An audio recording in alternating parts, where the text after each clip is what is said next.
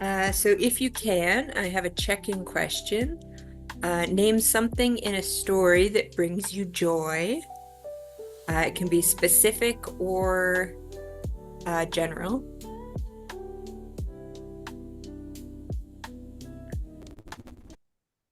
Maybe I should.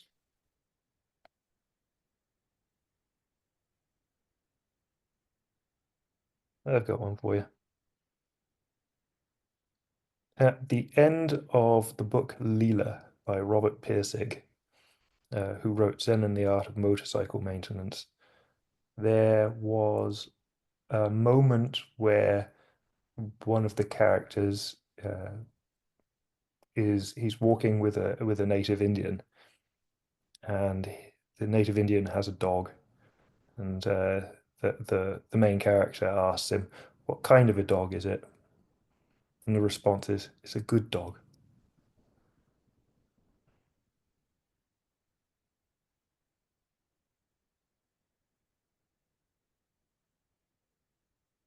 I'll bounce it to Reed.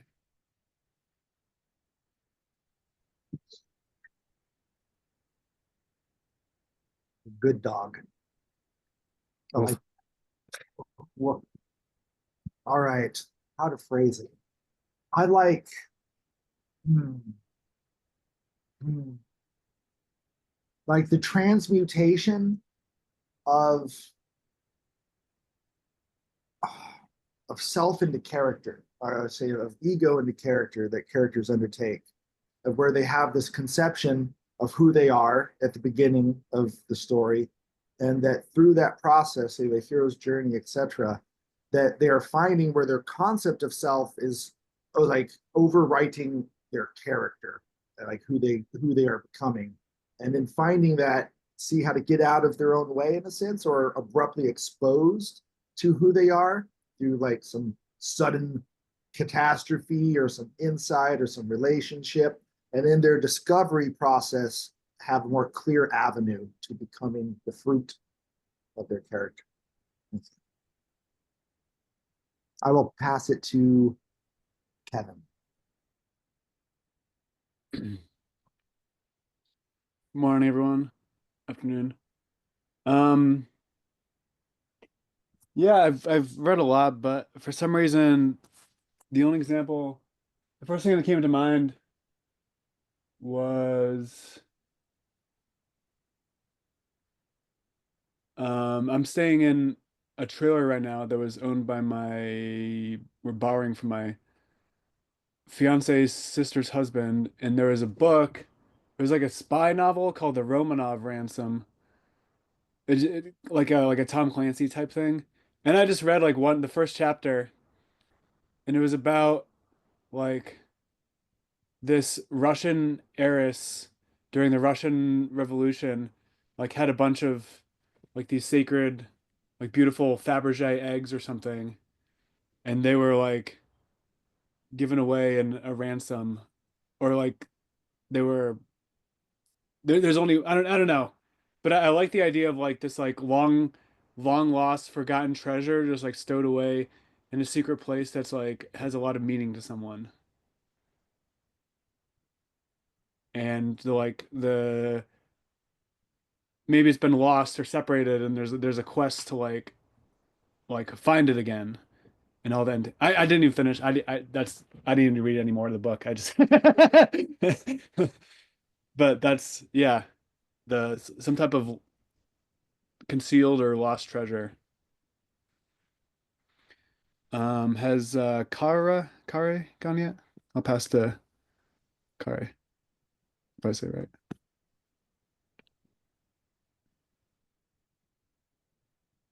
You're on We mute, can't Cole. hear you.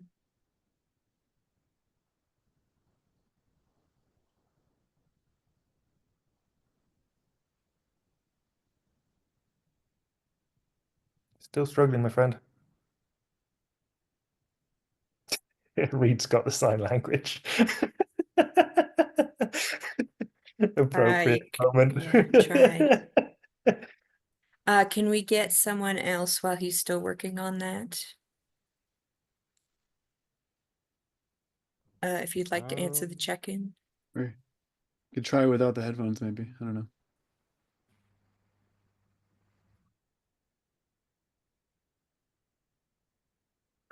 There no one else who can. I can hear you.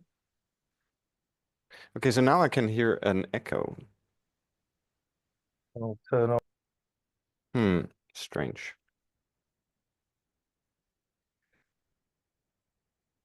I'm gonna, because I can hear myself speak, I'm gonna go out of the meeting, get in again, and then we'll see.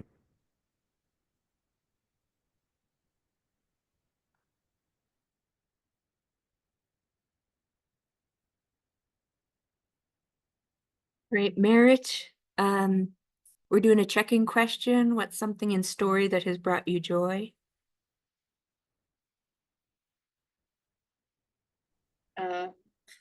Thanks. I didn't hear the question. So give me a second to think about it Okay. a little bit. Um, And I'm making brownies right now at the same time as this. So I'll be right back. Hey, since you invited, I'll just pop in quick with I think it's a true story. I've been listening to the telepathy tapes, and to me that it's really exciting and joyful.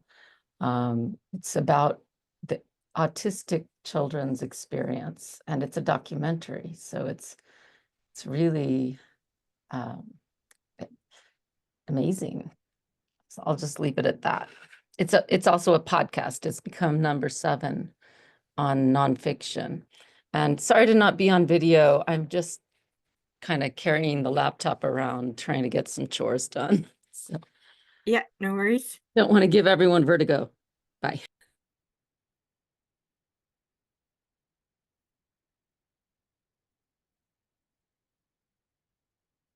Cord, do you want to try your audio?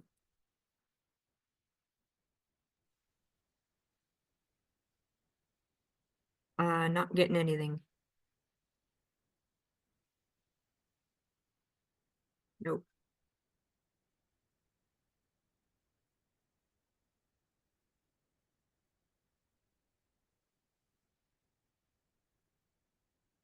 Did everyone else go? Oh, yeah. Okay. Merritt just is still thinking, Yeah. maybe. Yeah, I can share.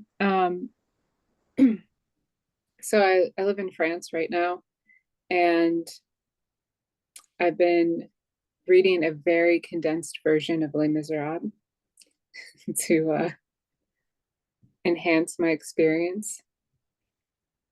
I mean, really just understand the culture here. So I guess in short, for me, like something that brings me joy is like I like anthropological kind of stories or things that are relevant to the space that I'm in at the moment. But and I know I've like seen the Les Miserables movie years ago, whatever, the Anne Hathaway one. But what I really like about it, and I tend to like used to like TV shows like this a lot where there's so many now, but it's different people, the storylines of different people who were suffering during this time of the French Revolution. And they start, I think they're going to like start to meet each other, almost like their paths are going to cross, but they each have their own narrative and own like Jean Valjean was this guy who was like in prison for 19 years, and then he gets out, and then he like changes his identity to become a mayor. And then there's like Colette, who's the daughter of Fantine, and I think it's my prediction is I think they meet each other in some way, these different characters, but they each have their own kind of story, and it's told in the third person, so it's like omniscient narrator, which is kind of like an old school way of writing as well. So I'm sort of enjoying that. Like I usually write from first person when I write stories, but that's not like how they wrote in the 1800s. So anyway, that brings me joy.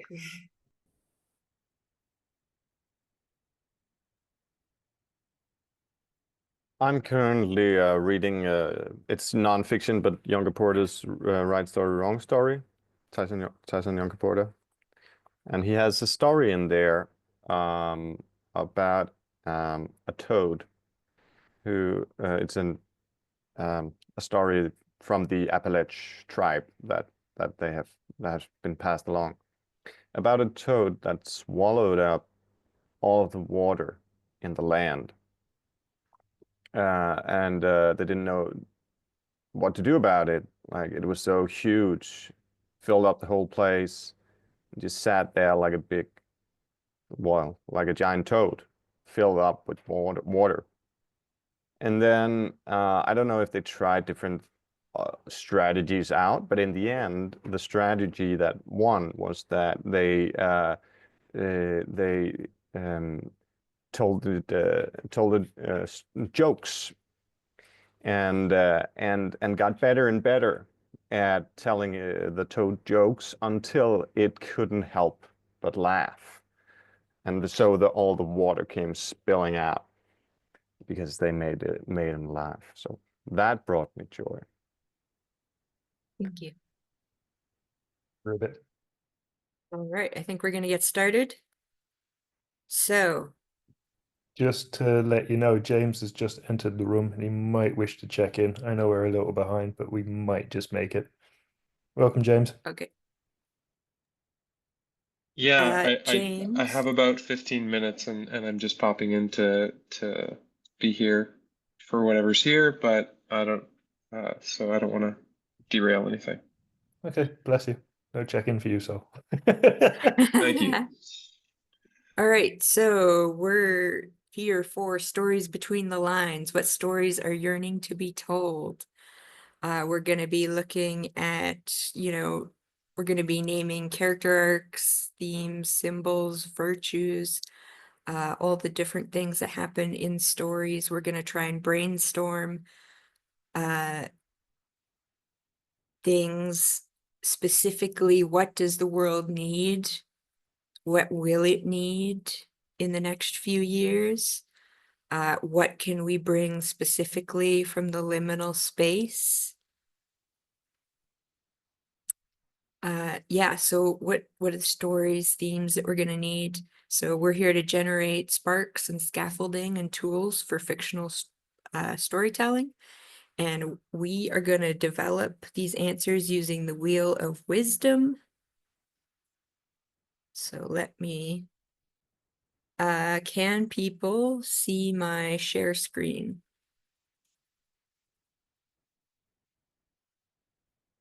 Yes, okay.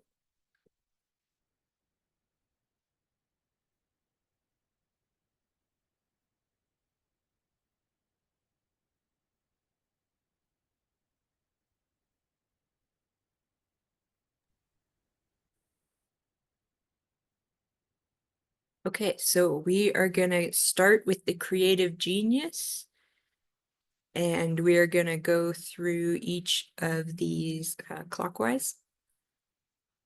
We're going to go to each of these voices, these council members, to help us generate and brainstorm. So I will briefly go over each of them, and then we'll start here. So the creative genius is the wild spirit storm of ideas, free, unfettered vision of creation. So here we're releasing our, no inner critic. We're just childlike and being free. And then there's the peacemaker. So calm, forensic awareness to see the actual state of things. The pioneer has a zest for creative adventure and engaging with the challenge. Pathfinder narrator, weaving story magic meaning and inspiring a purposeful pathway. Then we have the steward chatelain. It's a harbor for vitality and lasting purpose. Wise resourcing. And the oracle, Flows and counterflows of living, currents in an open, expanded now, seeking the right timing in context. And we can be looking at the future there. The strategist acts within the bigger picture and wholehearted commitment. And then the guardian will look at the whole of it and we'll be able to go backwards and check if we missed things, if we want to add things like that.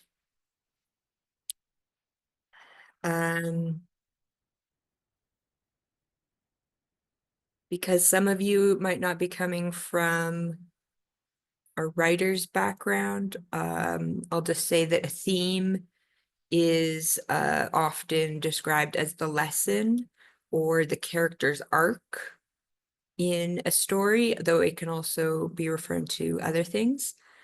Symbols are concrete things that convey something that's abstract.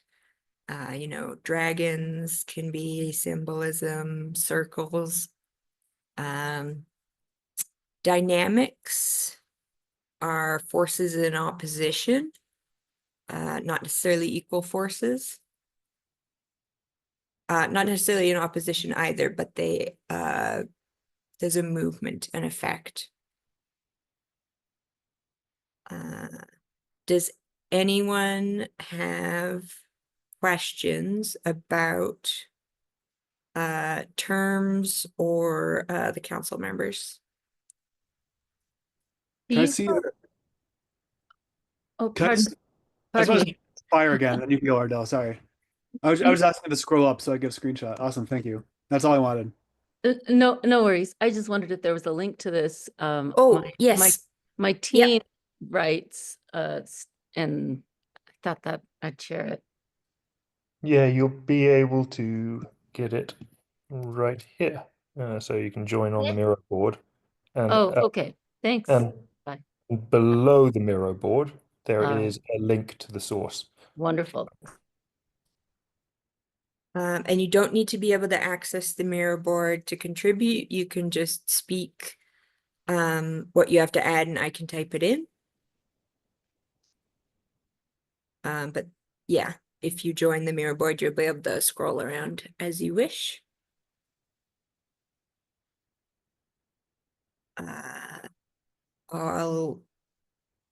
Any questions before we start?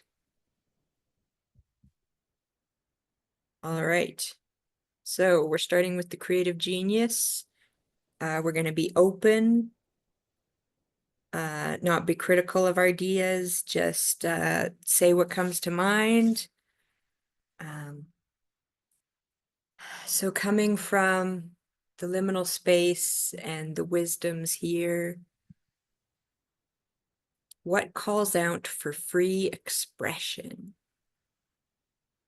And what characters might debunk convention, which means like the tropes of what's been in the past?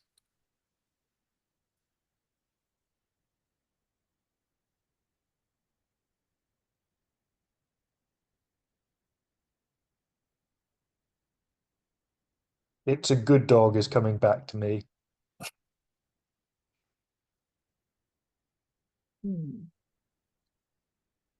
How should we express that?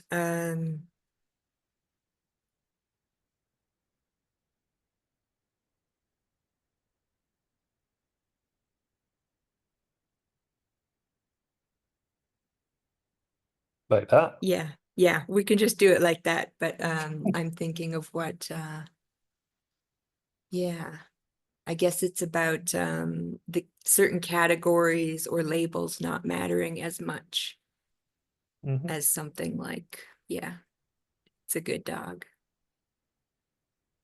I've thought about something around the anti-hero. But it's not like it's yeah. I don't know, it's something about going deeper than just that. I'm picturing continuously getting back to it some different ideas of a protagonist trying really to act as a hero, and really is not like, he's not an anti-hero. He's a right out hero. He or she is really trying their best, really have all the best intentions, and then along the way they find out, well, that the road to hell is paved with good intentions. So they find out they're the antagonist during the work. So it's like a new anti-hero. I like that a lot. I have something similar, not quite there. I wrote in my own notes here, the hero who fails, like the hero who is showing up and doing their best, and they just don't succeed. And that is the moral of the story, in a sense. Like I can think of some of my own favorite books, but they're very niche, and they're it's not a common theme, but to me, it's an important one. I love that. It's actually one of the things that John Caporta says here in this one, is that those are most of the stories from Rea. What he says is like animist stories. Most of them are about how they failed, because that's what you learn from. That's what you grow from. Stories about success, they're not that important. Happy endings, not that important. Super dig that. I'll have to check that book out. The right This reminds me too of something I've mentioned in some Limicon sessions, a philosophy I love. It's a Buddhist teaching that says abandon hope of fruition. So you might fail, but like, can we play the infinite game of like, maybe that energy towards working on what is really valuable might continue in the next life too. So abandon hope that it'll come to fruition, but keep being who you're meant to be and doing what you're meant to do.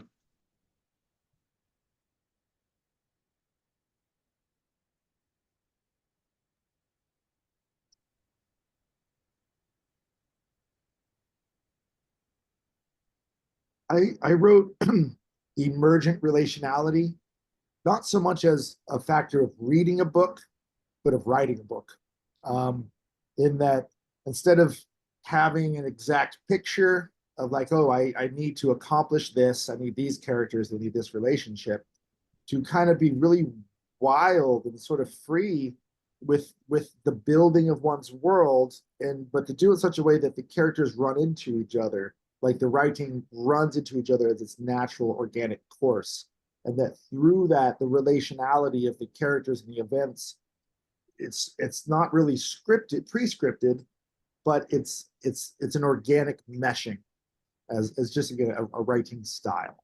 Because I see that in this liminal commons a lot, that let's not do top-down models of control and oversight, but rather let's just show up and do our thing and see where the connections happen on their own without trying to predict them. I've got a character, a wizard / anglerfish. So I've got an image of like a wizard like dangling a light to like, it's like it wants to get, and the fish maybe wants really to go towards the light, but then the wizard doesn't want it to get the light. It really wants it to see the wizard. Like the wizard wants to be, he wants the greater pattern to be revealed. So it's like,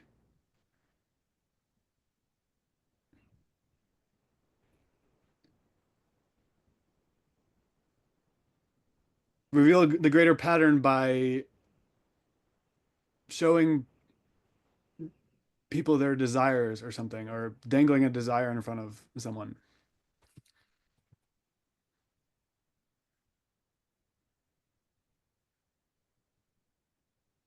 Since James isn't here to speak his own words he spoke earlier, I want to bring up a point that he raised in relation to something Kevin just said. Infinite game, right, was brought up by James as like, oh, we don't have this finite, there's the light, I get to it and touch it, but rather it's infinitely recursive, and like it's a perpetual going towards that light. And as one goes, there's a revelation of this like higher order that they wouldn't have found if they had this outcome right away, right? That it's in its unattainability, yet it's a lure that leads one towards that perspectival shift that allows for them to see, oh, wait, I wasn't about getting the light. It was about getting myself to a point where I can see a whole new vision of reality that wasn't accessible to me prior. And that never stops, right? You just keep going. Like that position's not the end of it. It's just a position on the journey. Mm. And one more thing to the infinite games. I'm imagining like a large room, and then like each is connected to another room, and it's a little bit smaller, and the connected to a little bit room is another little bit smaller, and then at the smallest room is like the most sacred thing, the most sacred object, and like you're getting progressively more sacred, and the in the smallest room is the most sacred object, but then it's just like it's just a it's just a model of the house that you're in. So like once you get to the smallest part, it's like you didn't reach the end. It's like it's showing you to like look out, like go back and like Like a look. fractal. Yes, exactly, like a fractal.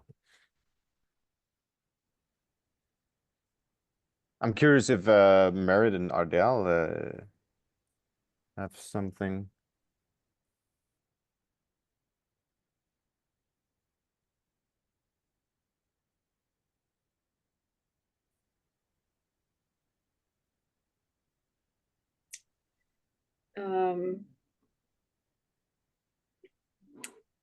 Yeah.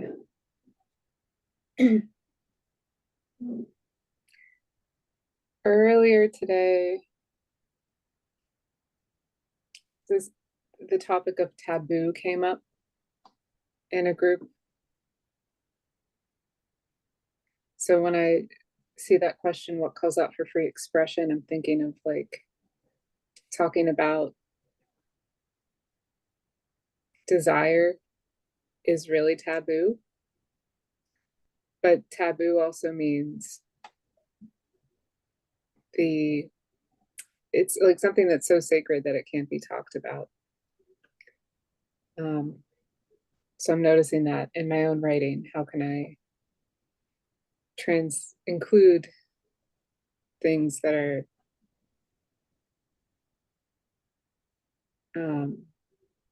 usually shameful or wrong to talk about, but are actually quite sacred?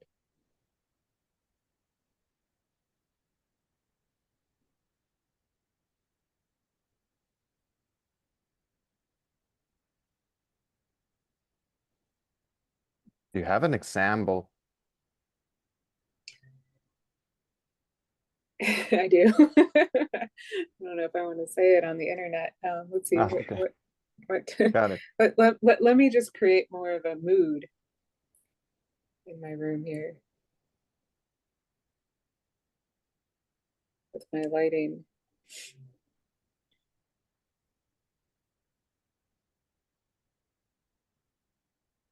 So it's kind of like this.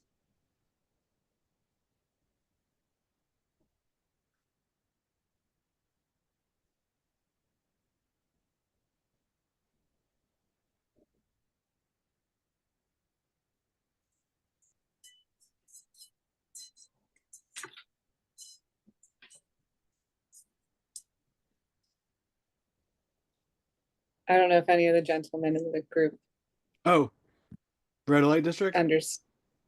Yeah, maybe, I don't know, maybe. Too taboo to talk about.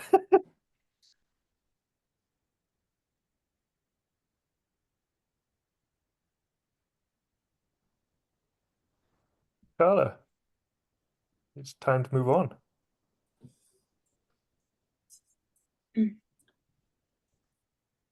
Okay.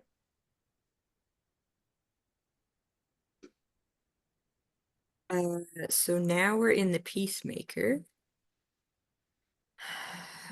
Being more from the perspective of a bird watcher, a calm forensic awareness.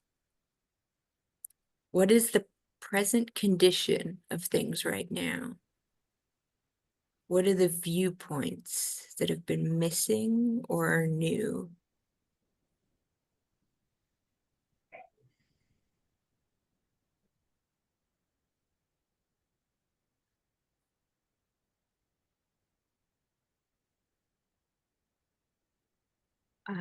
I would say we have a lot of individuality in the social architecture, and we're missing connection.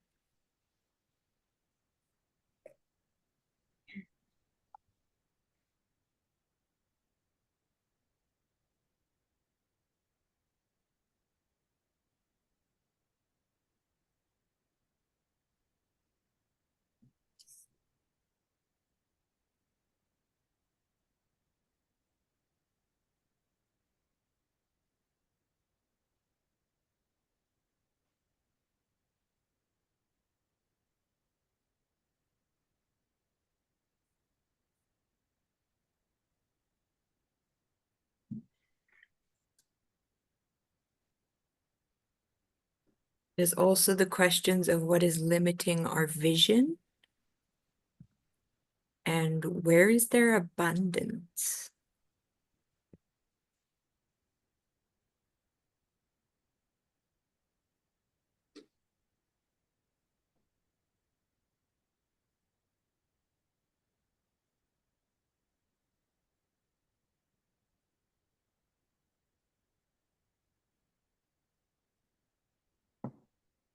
This might be hard to capture the words for me. It might not be the most resonant, but let me see. I think right now there's a lot of focus upon problems, meta crisis, meaning crisis, like major world issues and personal problems.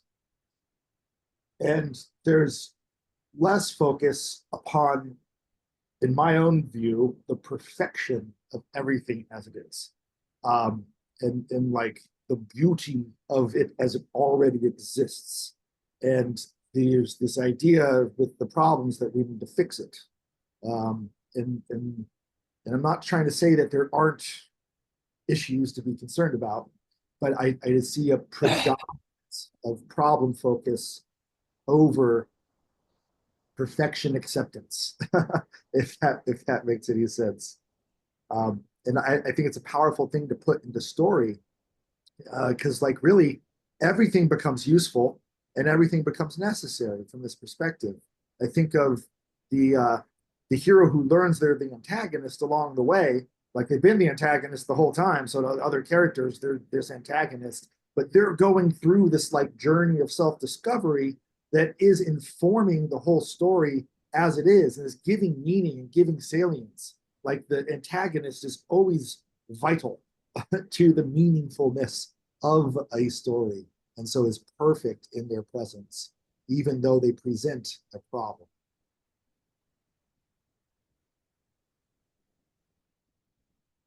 I'd like to build on that.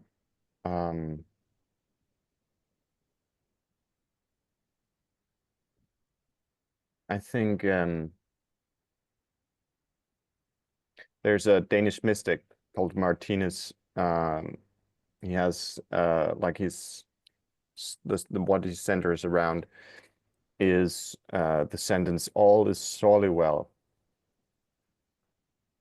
and everything is grounded in that. So story grounded in all is sorely well, or all is well. That, yeah, that would be the sentence. Story grounded in all is sorely well. What do you, can you, sorely well? Sorely, yes, it has a double meaning. Like the original meaning is the about wound, like a sore, a wound. So it, like you could interpret it as all is painfully well. but you can also like an because it's been, you've used it as as something that you just an enhancer solely for a long time. Its modern meaning has become very, just very. So those are the two interpretations of the sentence. All is painfully well, or all is very well. Lovely. Thank you, Cor.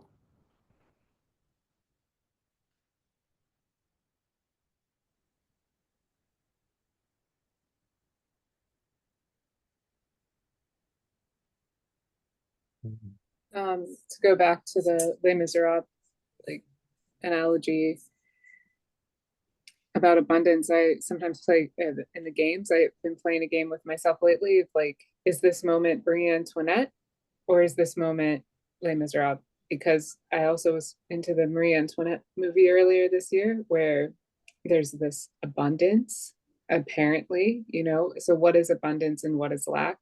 And we're in that same situation now with this disparity between the rich and the poor. And what parts of my story or the story that I'm writing are in this. Am I being a Marie Antoinette? Do I need to, somebody need to chop my head off?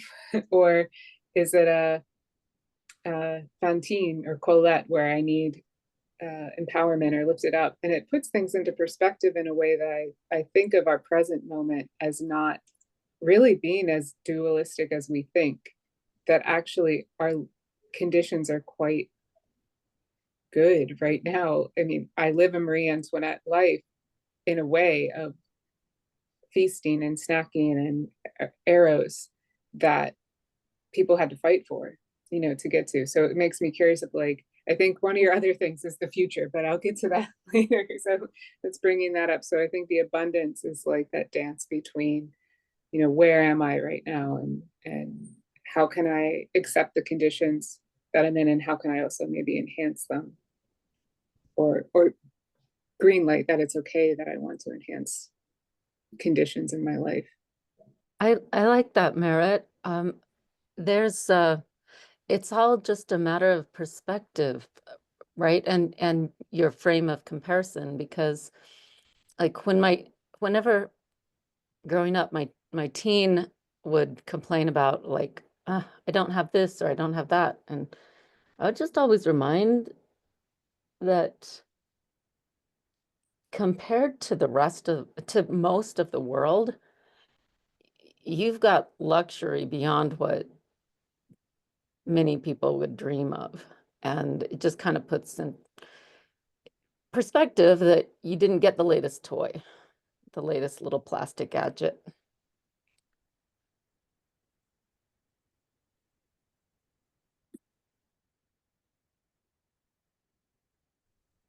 Just to chip in some humor with, around Marie Antoinette, I couldn't help but think abundance of cake.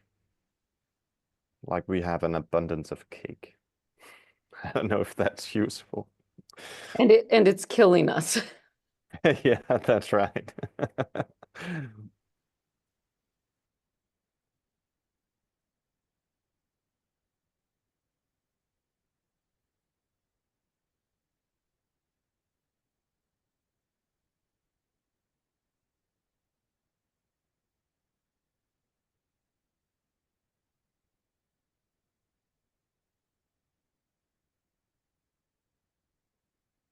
Just a tribute to the greatest and best song in the world. It's just a matter of opinion.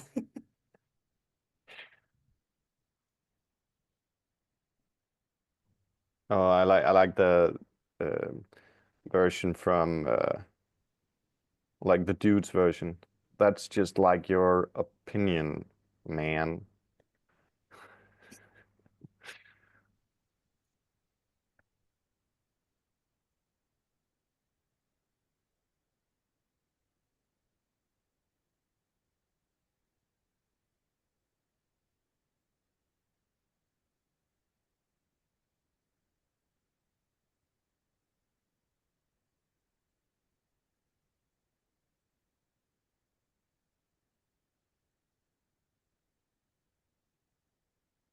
If people are feeling complete for the moment on this one.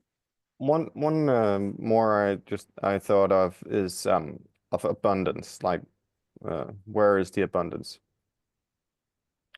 There's definitely an abundance of information, but also I find that there is an abundance of wisdom. Like, it's actually not that hard to find wisdom, I find. It's hard to sort out all of the noise. So that could be what is limiting our view, like that is sorting out the noise. But there's an abundance of wisdom. It's you don't have to travel to India anymore, right? Yeah.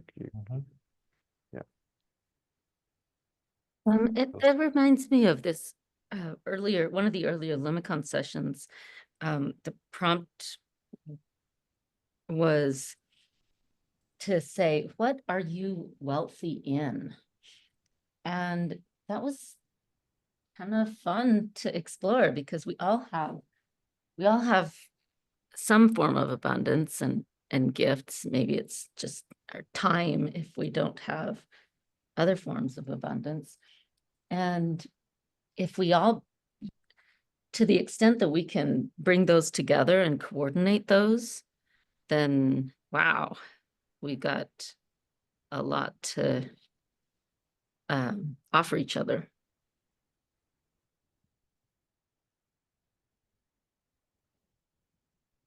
Coordinate our can someone help me write this? Aordination. No.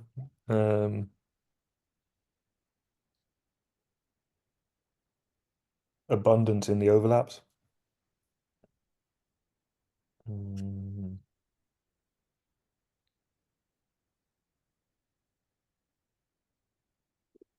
We'll come back to it.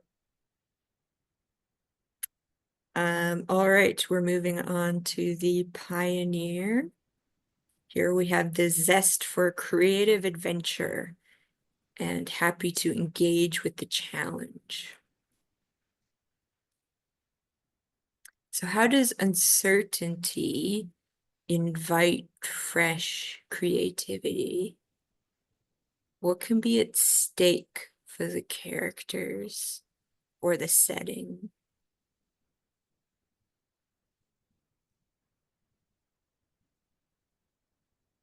And what's that transformational potential?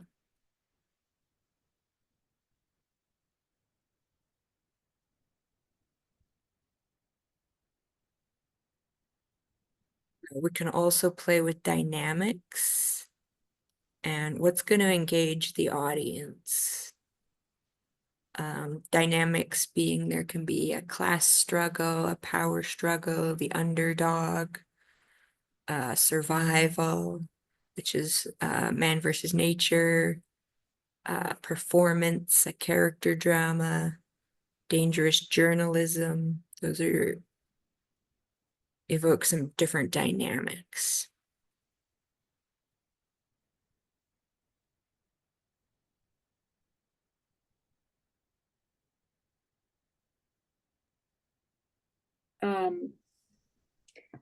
I want to come back to something from the last one and weave it in. It's that you don't really need to travel to India anymore to gain wisdom.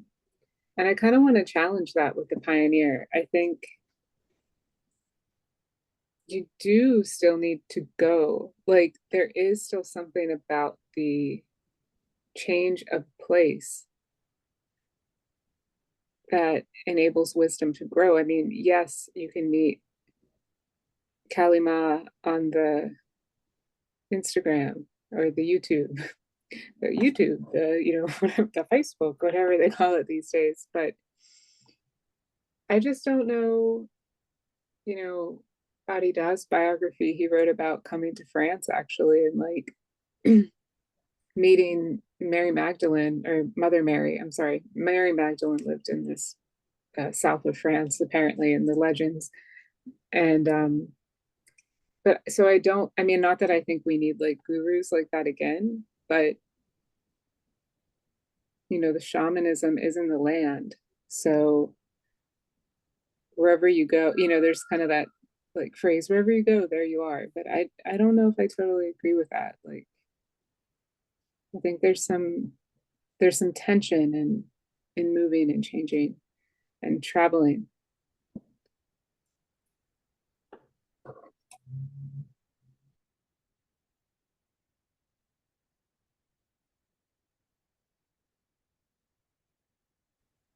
I have to restrain myself from diving in philosophically into that and try to stay in the exercise because I want to just pursue that inquiry all over the place. But I'm going to bring something down from the top in relation to how does uncertainty invite fresh creativity that will tie in. I put something up there in the very first one that was the mystery that I think is like an excellent fictional element. In when writing, well, let's see. Some of my favorite books ever were written by Jeff Vandermeer, Southern Reach trilogy. They made a movie out of it, Annihilation. That the whole thing is just like this deep exploration and making you want answers and giving you none. And so you've got to become highly creative in regards to your own sense of resolution in the series. And so in that, uncertainty invites fresh creativity because I feel as people, as authors, and as readers, there is a hunger for an answer of some sort, and that the more certain one is, the more familiar they are with their place that they're in, then the more answer they think they have to the mystery. But they don't. They don't have the answer to the mystery. The mystery is an infinite game. And so in that motion from place to place and the breaking of identification, there is constant creativity as this identity seeks to assert itself. And so I'd say like characters make a character concrete and then put them in a scenario that you have no idea how to write them in. And then what do they do there? Well, it's never been done before, but you know some points of who they are, right? They're the character. And so it's this perpetual like replacement of context. There we go. Context shifting is perpetual context shifting.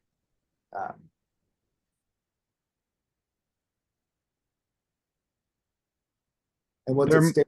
Loss of identity. Go ahead. That just reminds me of the elevator test. I don't know if you're familiar with that. Where it's like if you're trying to write a character, it's like imagine they're in an elevator and all of a sudden the elevator, like the doors are closed, none of the buttons work. They're trapped in the elevator. What do they do? That made me think of, oh, the situation they've never been in before.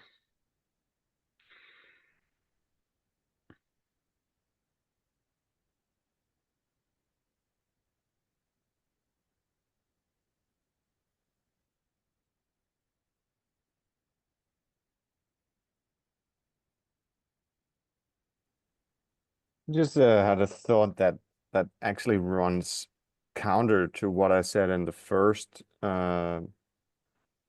session we had, which is about something that I was told or yeah, read in like some kind of self-help book some years ago that try for a period only to read literature that is like enlightened, that is there at some point, that is not engaging with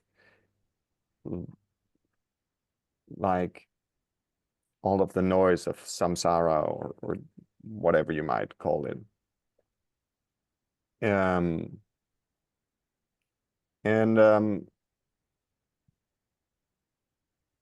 I think I like some of that I found in Le Guin's work, because she tries to do these utopias. And I think we're at a point now, like coming out of postmodernism, where we know the critique enough and we know the conflict enough. And we know that, well, okay, we know those stories of groups breaking down, of the social relations breaking down. We know those stories, but it's very hard. And now we also know that making things work, making relations work, making the Lord of the Flies work is both in real life and in fiction is extremely hard. So I think that it's actually becoming more engaging to write something with it, like, that is not striving for conflict, but is striving for harmony. If you can write it good, that is, of course. That is more exciting, like, you know, if that makes sense to you. Does it resonate? Yes. Yeah, I like that. Yeah, it is kind of interesting that, like, the top sellers will seem to always be, like, whether it's movies or a lot of novels. Yeah, like my teen, for example, like, it's just constantly bringing home these dystopian futures in the top fiction books. And it just kind of, it's like, what's exciting about, you know, everything going peacefully. Like, it's really hard to get into that. And yet I think that well, with this project of intentional communities, I think that's like I think that it's a big adventure to just try to live it, you know, try to find out if we can create that not a story, but just kind of, in my experience, living at an eco-village was, I mean, there was conflict and there was some disturbance, but there was a whole lot of just really amazing connection. And it doesn't necessarily make for a good story, but it's really rich to live it.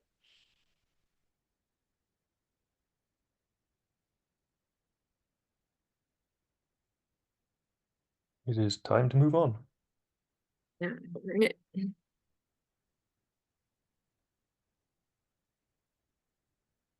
Okay. The Pathfinder or narrator. Weaving story magic meaning. Let's inspire a purposeful pathway and find that pathway.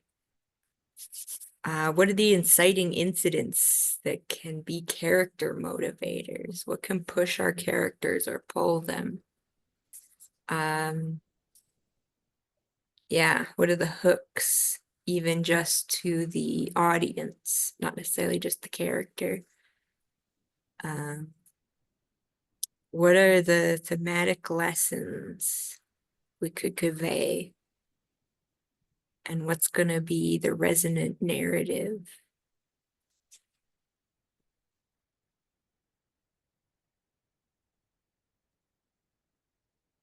I want to pull a theme down from the previous one of reconciliation or conciliance, that harmonic style writing, like the potentiality of conciliance, I think is for me a powerful motivator in story when I encounter it. Like, that's even its own tension, right? Its own threat is like, will this Will this be conciliant? Will it be harmonic? The story will show. So I'm into that.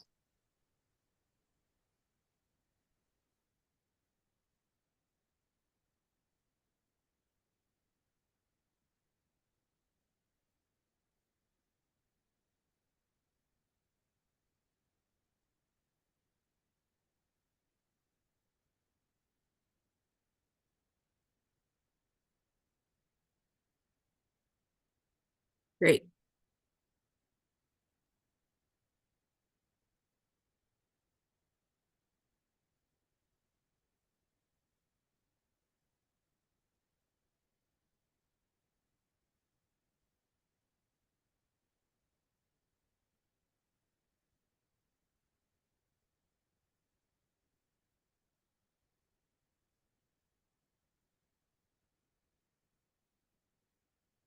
Furthermore, just to speak into the silence, I think incidents that expose vulnerability are big, inciting incidents as well.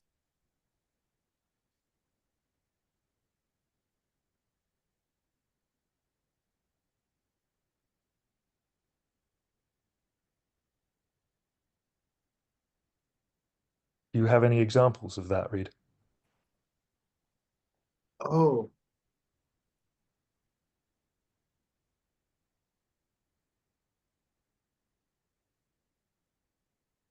I'm trying to think of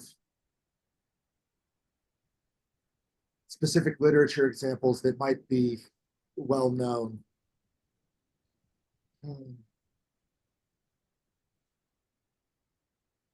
Lord of the Rings. Let's say who's the one who's given the ring, but the most vulnerable of all the characters, right? The hobbits.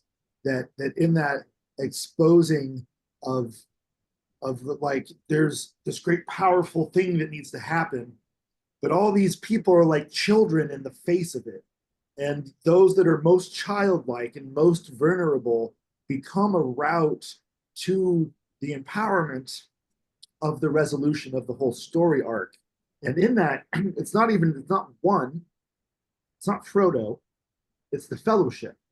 And so bring it all the way down to most vulnerable and say, well, even the most vulnerable can't do it, but together you can put together an assortment of individuals who have strengths but are vulnerable unto themselves. And if they don't maintain the fellowship, it will all fall apart. And so there needs to be that strength through communal integrity that is found through the recognition of each individual's vulnerabilities and how that can incite towards the fellowship resolving the tension.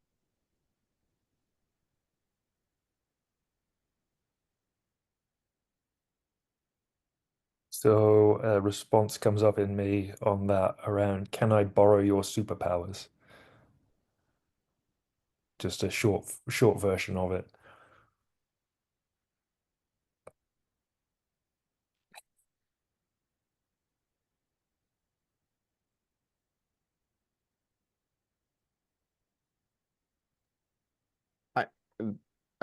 I don't have a like a, but this incites a central question that around fiction that or story that you probably the problem probably, but that Le Guin's work of the carrier bag theory of fiction, if you know that a little.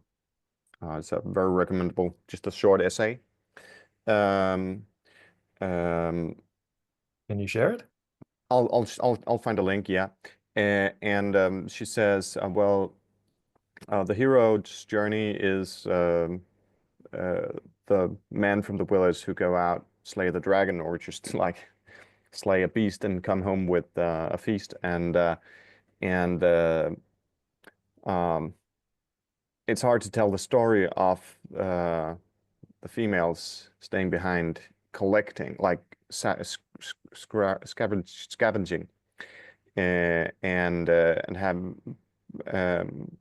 we have this idea that the first tool is the spear to pierce someone, like a very masculine, you want to pierce. That's the first tool, and she denotes to some science that says that it might as well be the carrier bag that we carry either what we scavenge in or we carry the child in, so our hands are free. And that's the first tool. That's like what brings us from animals to humans or something like that. So it's just a problem here. I don't know how, but if we say we want to tell the story of one of the hobbits who stayed behind, was just in the Shire all of the time, while Bilbo was away, or while Frodo was away. How do we tell that story? What is that story? Yeah. What's the hook for that story, maybe? For me, I'm thinking about the Nintendo Zelda game, Breath of the Wild. It was a more recent one on the Switch, and Link is like the hero. He's got the sword, and you play as Link, but you go throughout the like one of the objectives you have to do is like go to specific locations to like activate these memories of like you and Princess Zelda. Um, and it's like, and then in the end, when you're fighting the final boss, like Zelda is helping you. Princess Zelda is helping you. So it's like the almost like Zelda is somewhere like in Breath of the Wild, like you're not really sure what she's doing, but she's still sending you like these like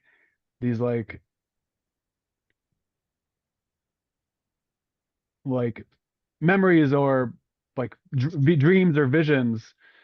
So it's like the hero is out in action, but he's being pulled forward and assisted and helped by this feminine spirit that is elsewhere. And even though in Breath of the Wild you don't really understand what's happening, maybe that's like an interesting like vessel to investigate.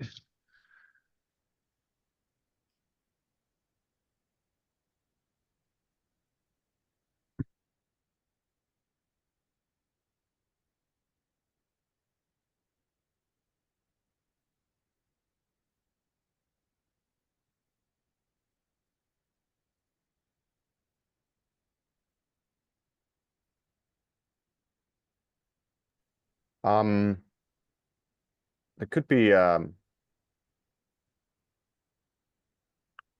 could have a story about like fantasizing about all going out, like getting out of the village, of going on adventure. You could also have anything that is urging an antagonist to go out. And it seems like you really need to do, but for some reason, different reasons, the antagonist never leaves, and then can realizes more and more that well that the uh, the there was no like there was and there was no reason to leave. You had you had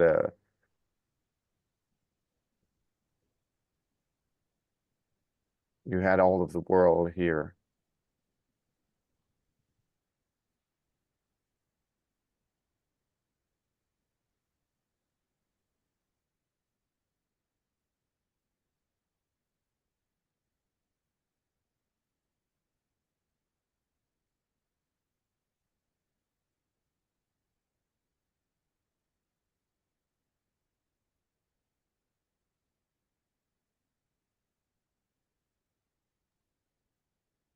I like this theme you're working with of like the stories that are behind the scenes. Sorry, I interrupted.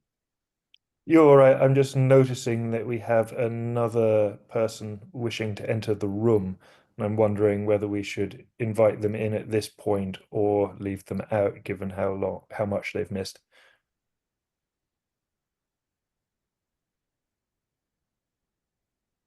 I don't have any objections.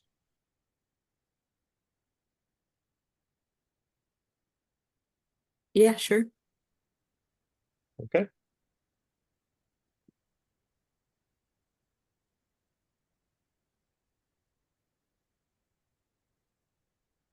And just note for myself, I didn't know this was 2 hours. I did skip school, but I do have work at noon. So at 11:30, I'm gonna have to depart.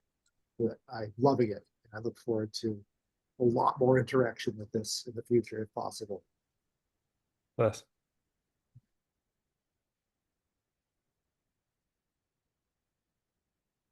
Okay, so It is time to move on to the steward. okay.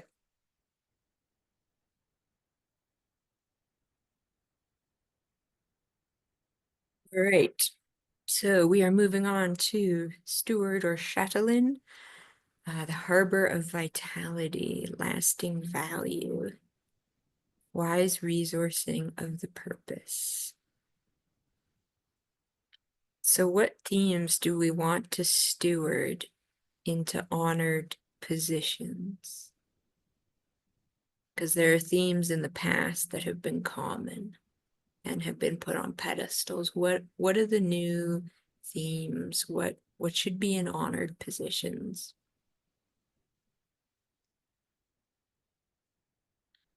What willpower and new understanding is called for?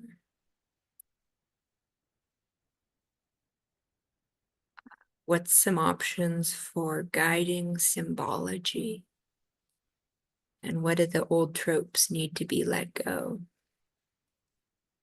And what needs healing?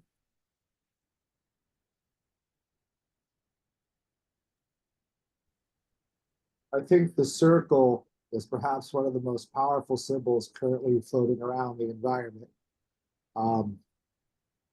I would add to that in terms of the new theme to be stewarded into honored positions. I think the integration over opposition. If it's all ecologically interconnected. It's not about purging our shadows. It's about integrating our shadows. That's what I would like to see stewarded forward. Personally.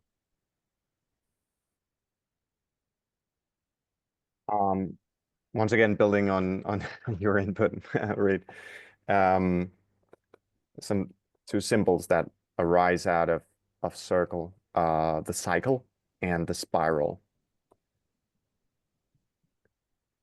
which is also like the spiral, also talking into the fractal that Kevin was mentioning before. So you could have like spiral / fractal or something like that.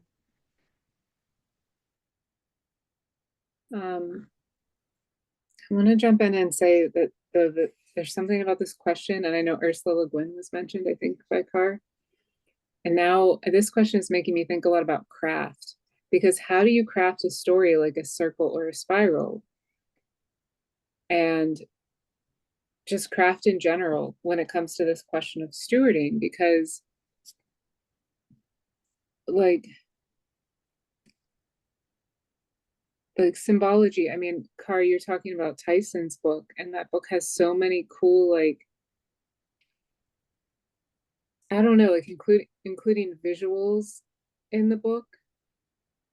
And how does that, I think people in this group would like really be attracted to that, but like how experimental can one get with symbology? I mean, I know we're talking about like writing symbols, but like how do you write about a circle inside of a square, kind of, because our way of typing is on a square keyboard. Okay, so for example, like I've been writing this memoir about living in China, and it's very difficult because of, and it's fun to write because of the language things and like throwing in different translations of words. But it's like, are people gonna like reading this? Is this a trope? This, I think that's one of the things on this, is that kind of like a, you know, how do I communicate? And it's even,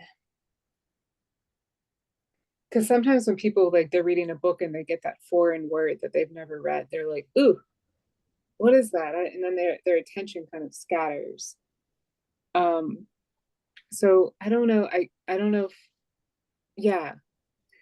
I'm struggling with it a bit because I feel like there's kind of a cliche in that, in travel writing, to make it like foreign, but you want to bring something to your reader that's like, no, you understand these things too, and it's not yeah, I don't know, that's sort of where I need a little help on that part of my story. I love your writing about circular spiral. Like what's coming to me is like, how hermeneutic can the narrative be? You brought up the being thrown by new words, and I'm thinking about a mystic called Gurdjieff, who wrote the All and Everything series, who littered the place with new words like the sacred law of Hepta Paraparishnok and things like these. And so within his writing, you'll find it's really recursive and hermeneutic for those reasons. And so to actually reveal the meaning within the book, one has to kind of loop through many circles and spirals in their own mind or his mind to kind of get a grasp of it. Here's a new word. Instead of willpower, how about grace power? Grace power. Yeah, like the TV show Will and Grace, you know. I thought there was the power of Grayskull. He-Man. Beautiful. I think the genius just entered the room for a moment there. I just had a little reflection on like Gurdjieff's weaving of hermeneutics into like this broad symbolic architecture, then putting like prose style rhetoric over that so that the reader is being like in perpetuity, having the frame shift. I think there's a really, in the context of Merritt's travel writing concept, to be made smaller, like the circle. Like, how do you write a circle without saying, I'm writing a circle? Like, I read a book about this gentleman who was an English teacher in China, but he was also a karate student. And so he went there, and there's really all about his journey through martial arts in all these different settings. There's told as a series of vignettes that themselves didn't have a direct through line, but came all the way back to like this initiatory starting chapter in which he sets up this context of like of finding grace within himself that isn't like resolved. But the very last chapter, without even mentioning it, he brings it full circle all the way back around to this resolving a tension that was set up without noticing that it's being set up. It was only in my like third reread I saw these parallels of like, how do you write in a circle? Well, you start by opening oneself up to a mystery of like a resolving arc that you don't explicitly state, and you just go through the whole thing till you come back home. You don't have to literally go back home in the story, but you come back home to your foundation by the end, and you're just where you started. And someone else said, you don't need to leave home. You have the whole world at home. I think it was Kor or Kari. I'll figure out how to say it right eventually. That could be like the theme of like a start. You're already perfect where you are, but you can show that tension through resolution of coming back to that initial framework, even if it's framed with a different skin over it. When you come to your conclusion, it can still have the same bones of identity within it and be given this whole new layer of perspective. And so it's more a spiral than a circle at that point. It's following that same cyclical symbolic architecture.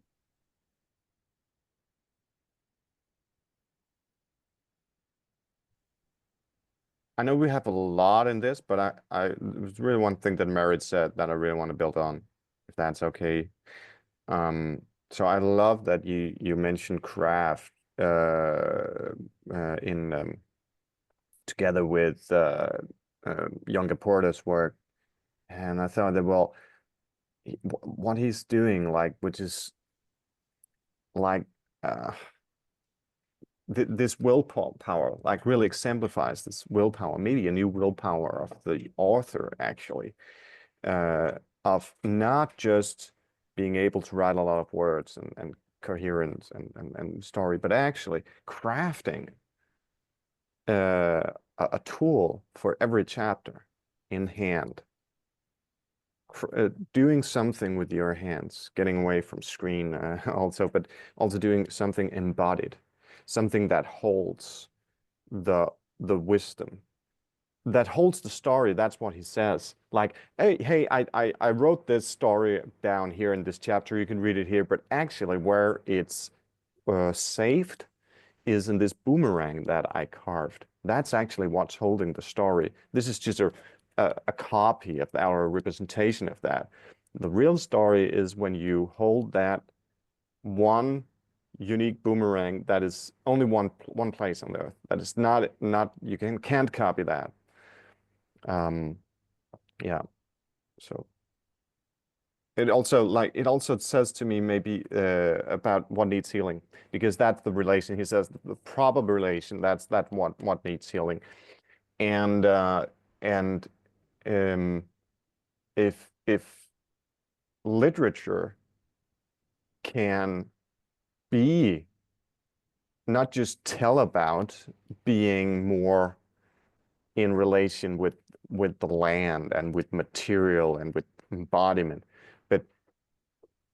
but actually is that, you know, I wrote this book. It's not what you're holding in your hands.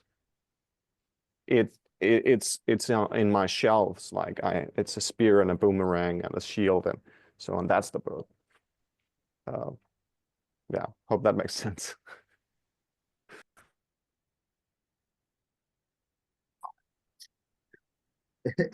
That hit me.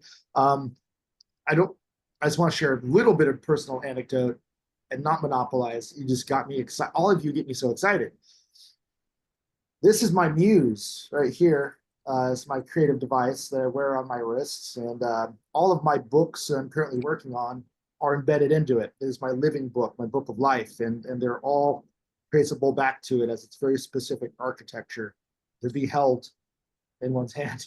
And through that relationship with the symbol of the world, I find what I need to heal myself, which is my relationship to the world.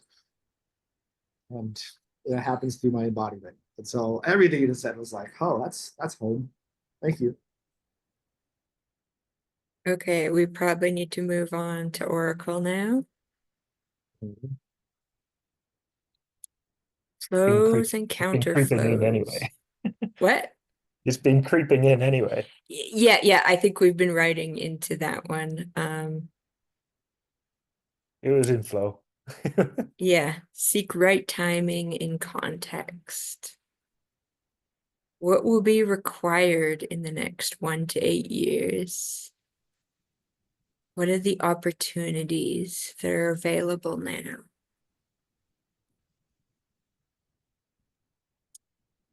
Co-creative writing. Oh, sorry, go ahead. No, you can go. Yep. So the opportunities right now is co-creative writing, which we're doing. There's a huge opportunity to lots of writers. Don't write in a silo. Come together. Like, we can do this as a fellowship, right? And I think it's required in the next 1 to 8 years. And I'll shut up after this, I promise.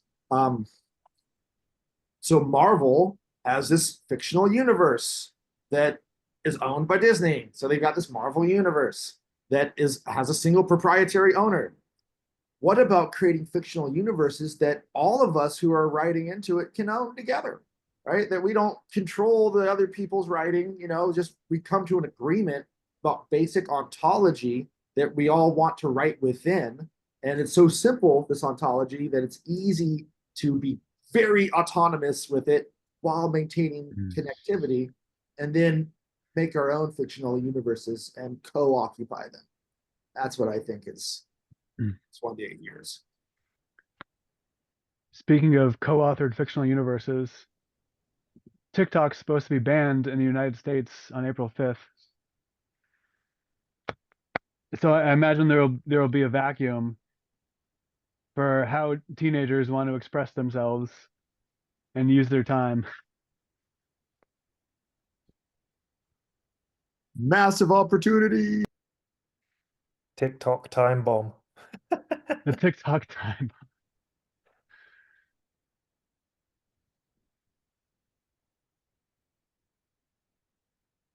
Yeah, that kind of reminds me of like the way that, remember that podcast Serial came back and it was really popular because it was like it was going back to the old times of the Charles Dickens, like a chapter is released and a chapter is released. So maybe that would like help the teenagers expand their, and adults expand their attention span a bit longer, to have like a sort of the way that Substack is designed, or you get another chapter and you get deeper into the mystery. I don't know if, I feel like there would have to be some kind of architecture within the apps to kind of create that a bit more in a way.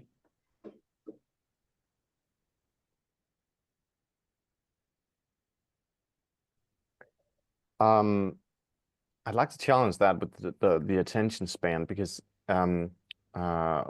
like we also talked about that with the Zapper generations in the 90s and so on. So it's also an old trope, but after many years, like I accepted that trope. Then I noticed some years ago, a Norwegian TV series for teenagers came out called Shane, and they had like 15-minute dialogue scenes, just cross from back and forth, just a conversation, nothing else happened, and everyone was watching it, like, in whole Scandinavia, not just Norway.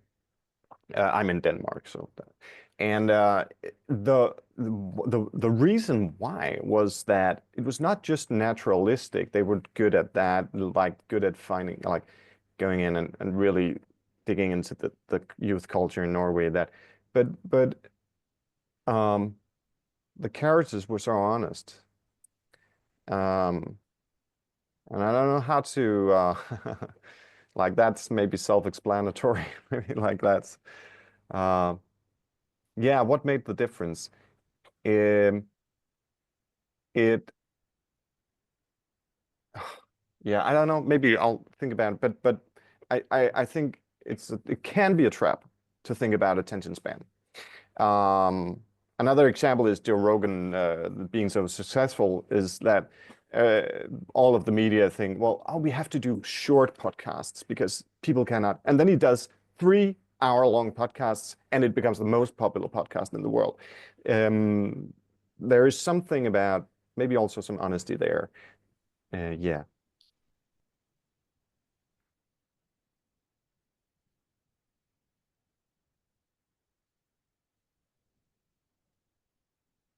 I'm afraid I'm at my time limit and I must depart. Thank you all so much. This has been wonderful. Me and Karla discussed a thought previously about doing a co-creative writers group, this like in perpetuity sort of thing. I just wanted to put that out there as a thing that maybe could emerge relationally as a recurring event. And I hope, well, we'll see where time goes. It tells great stories. Thank you for your time. Thank you. Enjoy the rest of your day, Reed.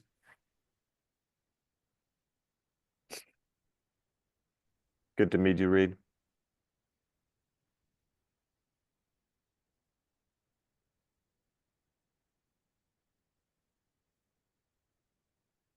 Well, speaking of time, we have 4 minutes. Yeah. Are there strategic interventions that could be powerful? Yeah.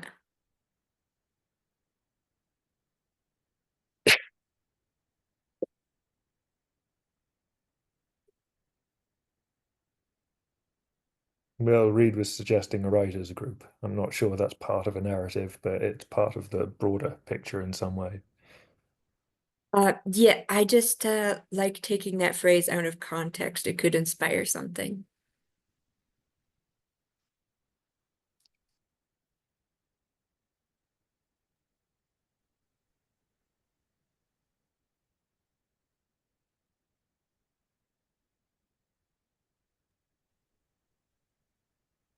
Or you guys could tell me what your relationship to story is. Are you guys writers? Are we gonna keep going with strategy or all that other stuff? Oh, time's up, huh? No. I confused things, I think. Oh, We've still got 4 minutes on the Oracle, oh, or got it. 3 minutes now. Got it. That's why I'm inviting you guys to say Oh, what you are. I think maybe I think no, it's probably not clear. That's okay. Excuse me for being getting political. Hope that it's not a problem. But I thought that, well, Maga could be also seen as a challenge or an invitation. That um, it seems like they're the revolutionaries right now. So all left-wing people going to MAGA, maybe that can also be seen as, well, they stopped being revolutionary on the left, so now I want I want a revolution. So the owners shifted, but I'm going with that. It's just like the energy of terror, like we gotta do something. We gotta turn this shit around. We can't be gentle. We cannot protect the establishment or something like that. Um, and um, and and probably would like to see it more in the real life, but it could also be story. You could definitely go into story about well, what's the role of revolution right now? And the what is what is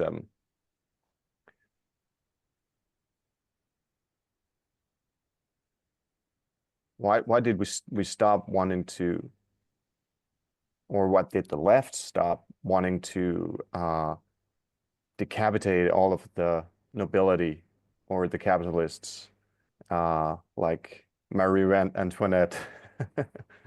When and why did that stop? Like probably also for very good reasons, but but yeah, yeah. It actually didn't stop that long ago. The guillotine was only outlawed in like 1970. So Wow, wow, didn't know that. Speaking of revolution, it is time to move on. All right, the strategist. Acting within the bigger picture. Convening wholehearted commitment. How is creative collaboration unlocked? How do we interface with the unknown? How do we invite people to read between the lines? How do we invite the story to become embodied? What are the hazards and how can they be turned into opportunities?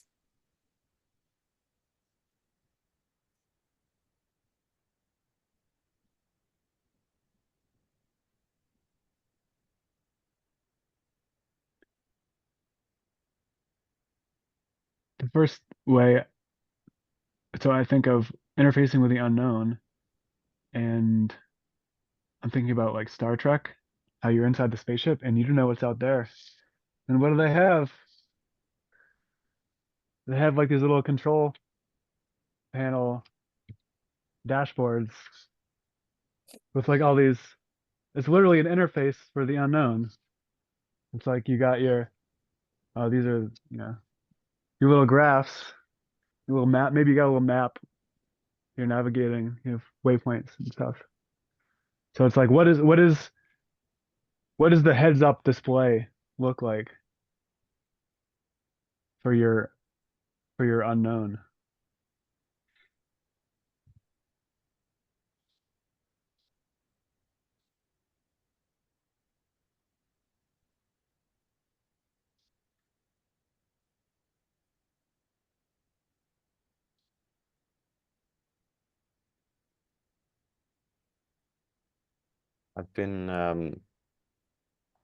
I've been wanting to go, and maybe also answers your question, how we engage with fiction, Karla, more into intuitive storytelling. I've mostly been doing it with my daughter because children are very are so acceptant of the story you come up with that in the moment. So engaging with the unknown, I think, is a way that, like, the unplanned unknown is a good way to create a collective around a story, or engage a collective around a story. So yeah, sitting around a bonfire and making sure the piece is there, and then start a story somewhere, and then following as long as it takes you, and at some point you feel like, well, I'm done, like there's no more to my part of the story. Then you just be silent and see if someone else picks it up. Yeah, I'd like to do that more. You could do it online also. It's just hard. It really, yeah.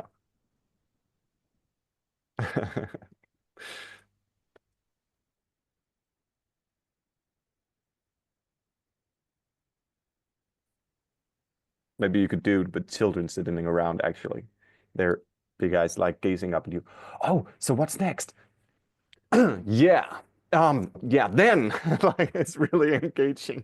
You really, your mind goes a lot faster because it's like such an engaged audience.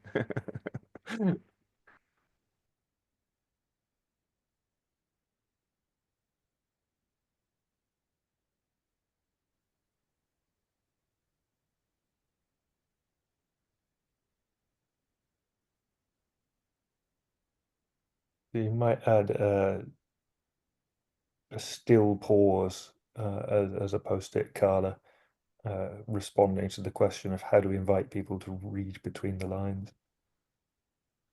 At least that's what I heard in some of what Cole was saying.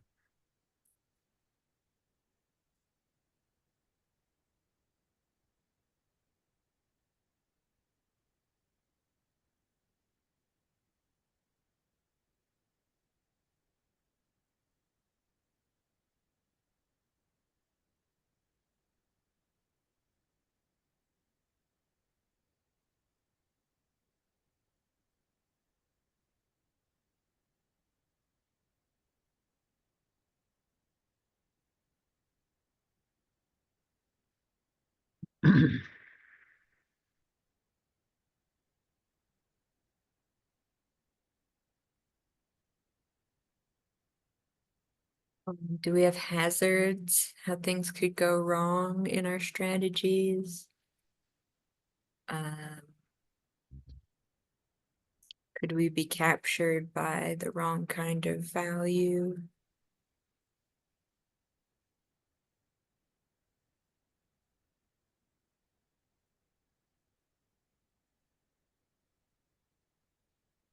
Yeah, I'm kind of curious about this question you asked, Karla,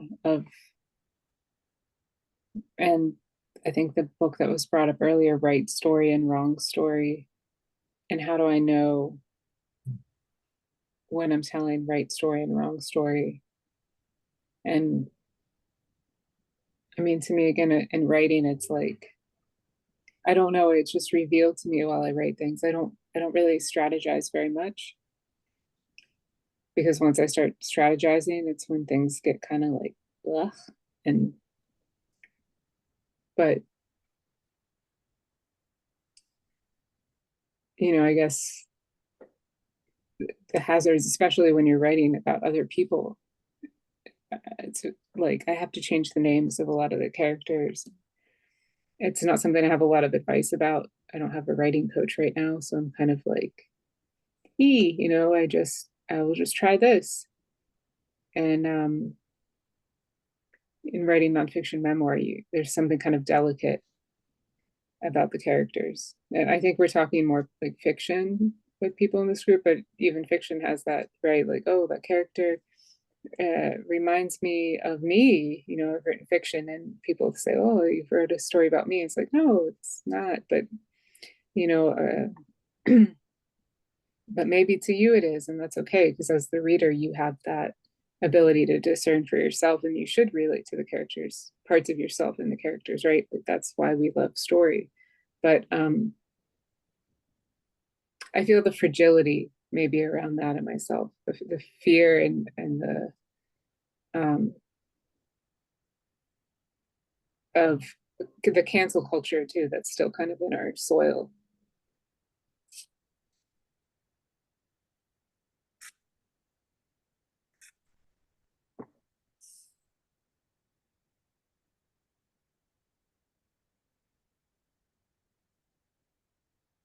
So maybe it's like, in that question, how does it become embodied? Like embodying the voice more with confidence, because I notice when my voice gets more skewed, my physical voice, and then there's my writerly voice, and they aren't separate, right? But when it gets more like, oh, back in itself, it can not really be true.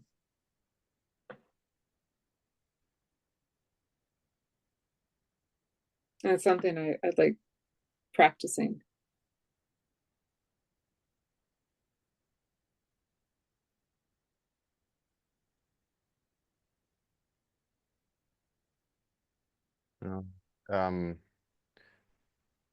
Just thought of the sense of many voices, one song, like to choir, or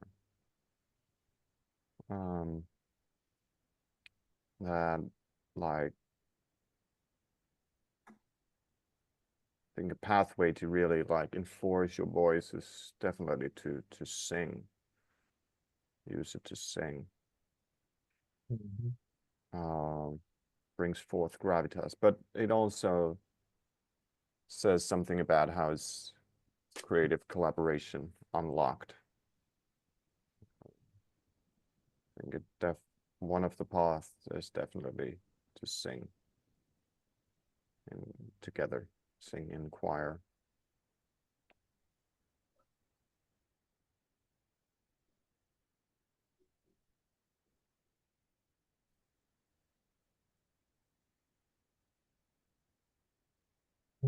This choir.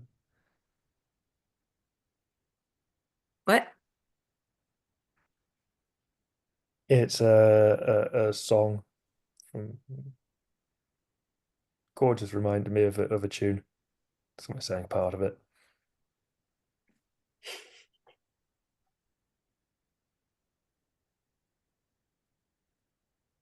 Mm.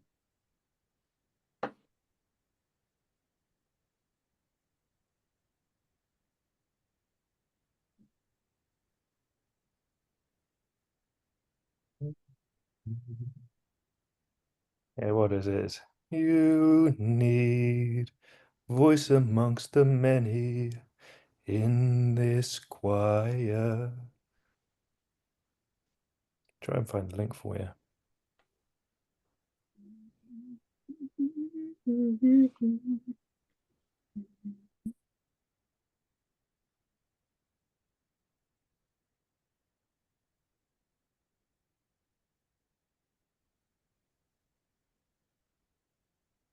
So we have something to add to the strategist. We'll be moving on to the guardian.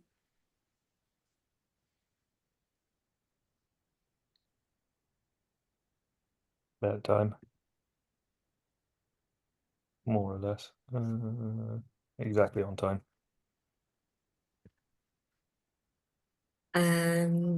So here we're looking at the whole of it, all of the members of the council, all those places that we've been.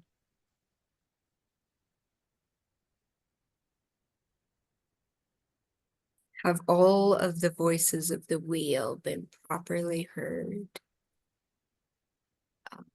Or is there more we should go back to? What is the overall vitality and life force in this endeavor? Read.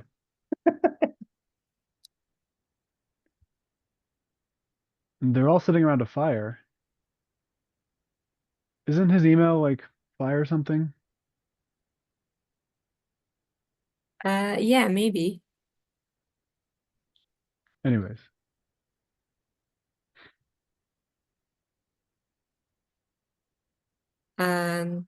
And what could endanger or fragment the integrity of the narrative?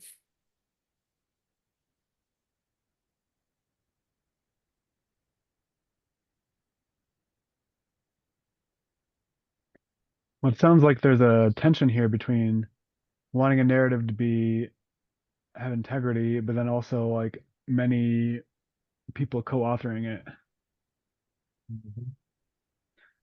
So there's a tension between individuality, collectiveness, collective cohesion, and the yeah, the need for it to be all integral, all symphonic. But then symphonies have discord also, so it's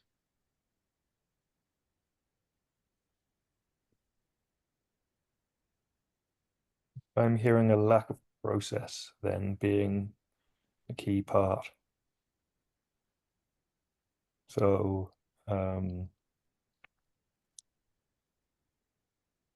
just drawing on the symphony analogy. You have the harmony, you have the discord, but there is both structure and process within the symphony that brings it all together.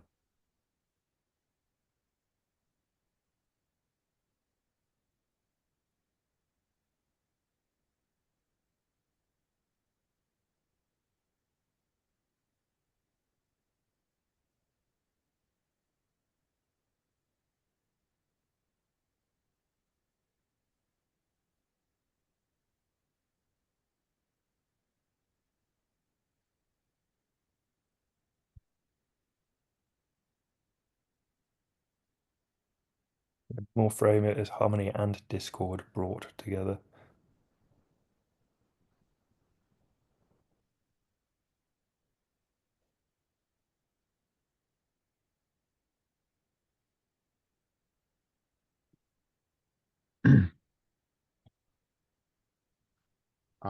Just looking at, have all the voices of the wheel been properly heard? I feel that, Karla, you've been writing all the time. I can't remember hearing from you. We haven't had a lot of time. Yeah. I will certainly add to this. Maybe we'll get people to revisit it and keep adding because I feel like there's still energy at a later date.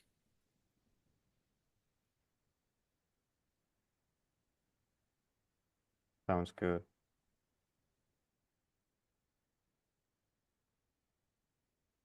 So But if you like, can I ask just maybe both Karla and Josh, what is like in the session, what has been resonating mostly for you? Just one thing, what comes to mind immediately?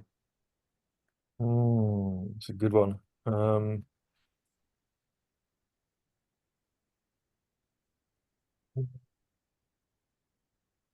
Comes to mind. What's most resonant here? I feel there's something around methodology development. We've remained relatively meta in some way around this storytelling process, as in we haven't actually gotten to creating a story. We've been kind of dancing between the lines on that, which is the title of the show. So the show, the workshop. So my sense is that this is kind of really getting to the like, it's almost like a second iteration on the questions that myself and Karla went through to like create prompts. And now we've kind of enriched that with everybody's perspectives around what would be better prompts. And so it feels like we're deepening the question. And so what's resonating for me is just a process that just does that, with the assumption that the deeper the questions go, the more likely coherent, co-created narrative will emerge. That's my sense. And so I would imagine you do this like, it took Pirsig 20 years to write Leela, for example. And so, yeah, there's just a sense that that could probably be sped up if it's not just Pirsig writing, for example. But most of what came out of him in Leela was through a process of inquiry, right? And so running something like this and enriching the questions over and over could have a number of results. One would be a co-created narrative universe or a cosmology of some variety, if you will. And the other would be perhaps that doesn't all come together as one whole, but many books get written as a result of many inquiries being shared, which could also be quite interesting. And so, yeah, there's a sense of resonance on deepening the question. Yeah, so what's got the sparks and energy for me? This fellowship of creative writers instead of writing in a silo. Exploring that question about revolution, because I haven't really explored that. Grace power, and yeah, the writing in circle and spiral.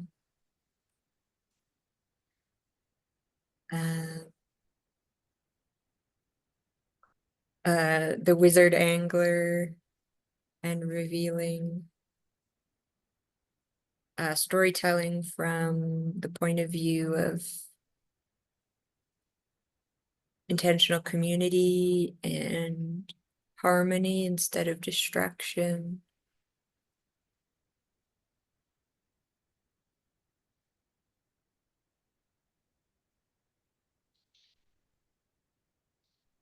How would you bring it all together?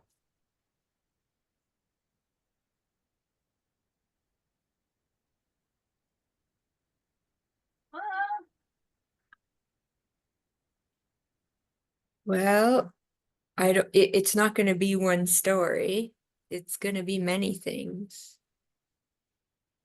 And there's the female archetype perspective to storytelling, and the hero that fails.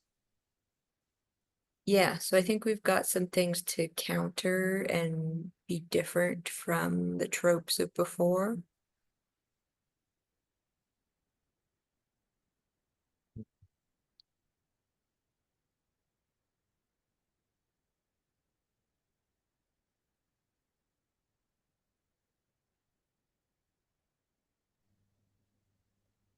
Thank you. One thing that came up for me hearing you speak was maybe just a recognition that all story is co-created. And like a vitality in that, that could like I think some like a vitality that could spring from this is just that you know, and magnanimity, and like generosity or humility of creating work where you recognize openly that, well, it's not just my mind that created this, like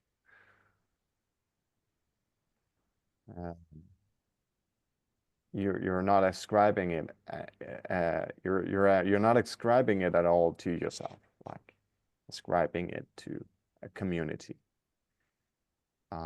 So it's not just that, oh well, my name is on the cover, but then I have a gratitude for everyone who helped me. Like no, my name's not on the cover. It's not because it's not my story. It's just I just got to deliver it. That was just the last part of this of the way. That was it traveled such a long way, like between all of these people, and then I just got to be the last one who just wrote it down and put it in a book. You know, yeah, it's not that important. Like I'm not that important. Like, you know, my role is not that important.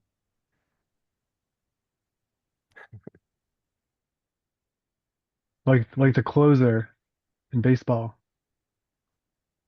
He's the one that comes in the end when the team is.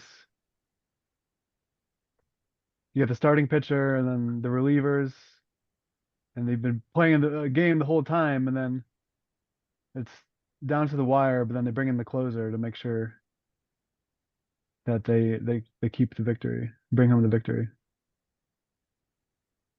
Maybe on that note, we could scroll up a little bit, Karla. We've got 4 minutes to close.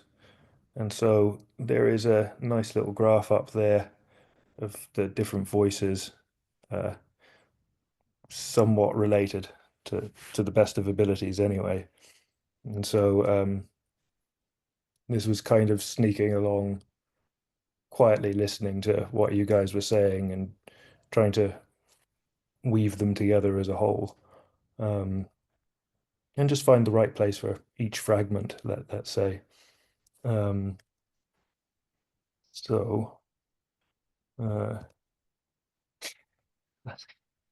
let's start with the creative genius who's saying, like, that's just like your opinion, man, because that's probably what it is to some degree. You can see the new anti-hero is related to the hero's journey in a kind of symmetry. Like, okay, yeah, slay the beast for the feast, but who's cooking? Fire is the first tool, perhaps relative to the new anti-hero over the opposite side.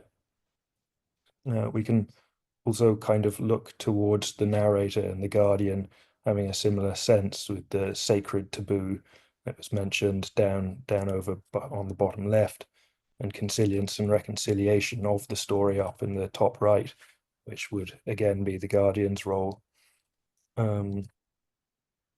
We can take a look at the other symmetries within this shamanism in the land, value in the movement and change, as crafting a tool for each chapter that holds the stories. So perhaps monuments to the moment, if you will. All of it, in a nutshell, would summarize as an infinite game and perpetual context shifting, coming around to see the place for the first time. And so perhaps that recognizes some of the hermeneutic expressions of spirals and circles that were also mentioned, and going, okay, well, the forms might have changed, but it's still the same thing in some regard. And yeah, there's plenty of other interesting bits. The abundance of cake as a matter of perspective, and the perfection of what exists, the beauty of acceptance, and all is sorely well, seem to match nicely as well for me. And with that, I'm going to just close off. The diagram is there on the board, so you guys can have a look and rearrange it however you like. But I thought that you might be interested to see that kind of graphic layout relating the various voices that we went through over the course of this session, that Karla was good enough to wrangle with the various slides and the voices that came out of you all. So yeah, just appreciate the input. And with that, I'll hand it back to Karla. Yeah, I'll say that I would like to see a post-scarcity of creativity. Ooh. Very And nice. thank you all for contributing your voices and ideas.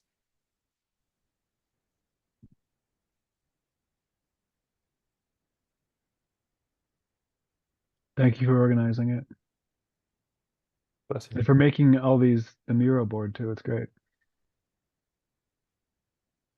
Such a pleasure. Thank you so much.